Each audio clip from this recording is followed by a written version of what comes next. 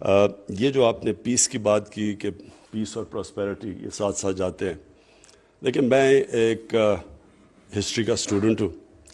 میری ایک considered view ہے کہ جب بھی جنگوں سے مسئلے حل کیے گئے ہیں ہمیشہ مس کیلکولیشن ہوتی ہے، اور اس کے ساتھ اس میں ہمیشہ جو فیصلے کرتے ہیں جنگ سے مسئلہ حل کرنے کے لیے ان کے اندر دو کوالٹی ضرور ہوتی ہیں.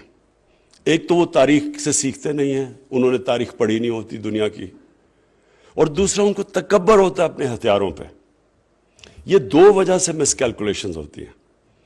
آپ کہیں بھی دیکھ لیں، تاریخ اٹھا کے دیکھ لیں، زیادہ تر یہ مس کیلکولیشنز کی وجہ سے جنگیں چند ہفتے، ہمیشہ ورڈ ہوتا ہے کہ یہ چند ہفتے کی جنگ ہے اور وہ پھر جنگ چلتی جاتی ہے. یہ افغانستان میں دیکھ لیں، ہمارے اپنے ملک میں دیکھ لیں، ہم نے جب ملٹری آپریشنز کیے ہیں.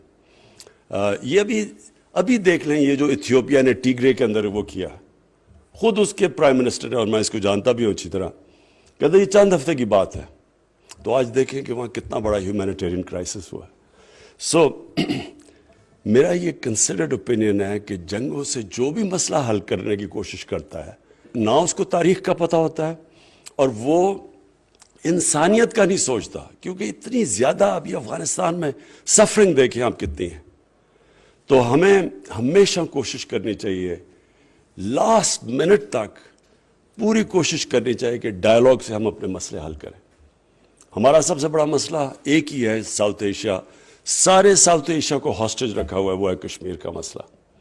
اور بڑی مجھے افسوس سے کہنا پڑتا ہے کہ ہم نے آج کے پوری کوشش کی کہ ہندوستان سے ہم بات چیت کریں. میں نے اس کو کال بھی کی نریندر مودی کو، جتنے بھی ہم نے اوورچرز کیے. مجھے آہستہ آہستہ یہ احساس ہوا کہ اس کو کمزوری سمجھ رہا تھا کہ جتنی ہم کوشش کر رہے تھے امن کی، تو وہ اس کا ایک اور ریاکشن آ رہا تھا. وہ سمجھ رہا تھا کہ ہم بہت پاکستان کمزور ہے اس وقت، تو اس لیے وہ ان سے امن کرنے کی کوشش کر رہا ہے.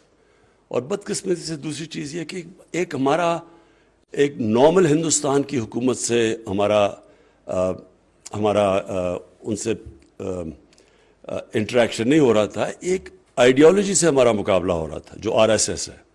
اور جس نے بھی آر ایس ایس کی آئیڈیالوجی پڑھ لی ہے، اور یہ ان کی جو فاؤنڈنگ فادرز ان کی سٹیٹمنٹس آپ دیکھ لیں، تو اس آئیڈیالوجی کے ساتھ بڑا مشکل ہے کہ ہمیں کسی قسم کی بھی ہمارے سے نیگوسیشنز اور صحیح معنی میں نیگوسیشنز کرتے ہیں.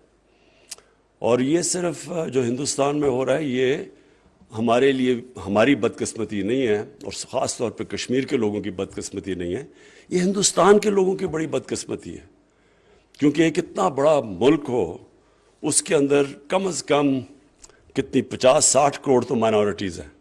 جو بھی براہمن، جو یہ R S S centred Brahmin یہ آئیڈیالوجی ہے، تو یہ جو ایکسکلوڈ کر رہی ہے وہ کم از کم 50-60 کروڑ لوگوں کو ایکسکلوڈ کر رہی ہے.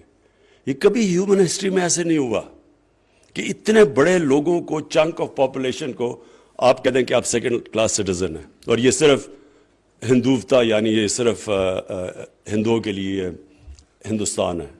تو اس کے بڑے سویر جو ریپرکشنز ہیں وہ ہندوستان کی سوسائٹی کے لیے ہیں، ہمارے لیے تو ہیں ہی، اور کشمیر کے لیے جس طرح میں نے کہا کہ وہ جو ان کا ظلم سہ رہے ہیں، لیکن ہندوستان کے لیے اس کے آگے ٹائم بتائے گا کہ ان کے لیے بہت مشکل وقت سامنے ہے.